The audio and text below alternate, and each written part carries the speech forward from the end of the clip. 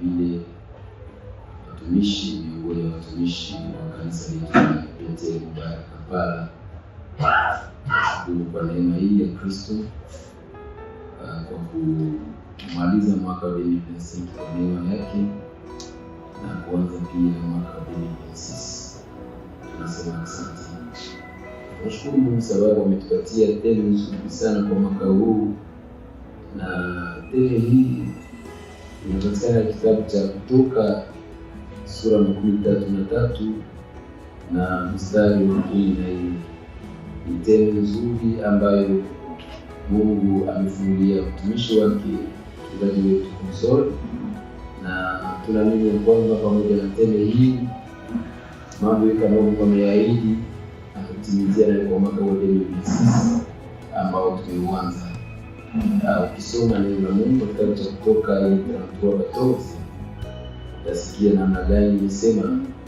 Biblia inasema ya kwamba uso wangu utakwenda pamoja nawe, nami nitakupa raha.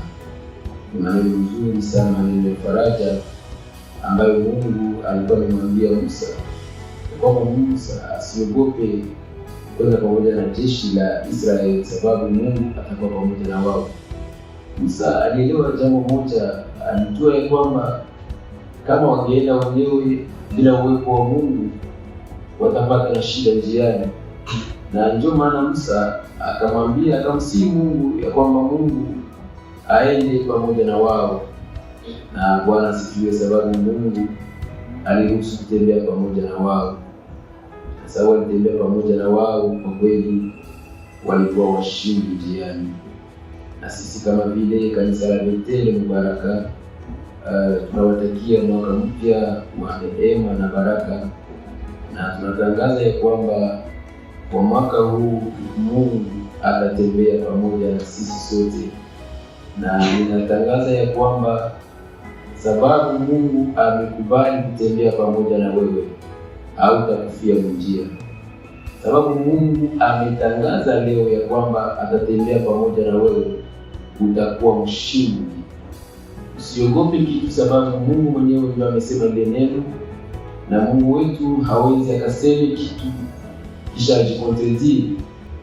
Nawatakia neema ya Mungu na upendo wa Kristo utembee pamoja na sisi sote kama watoto wa Bethel kwa mwaka huu, tukisindikizwa na uwepo wa Mungu. Basi Mungu atubariki na atutendee mema.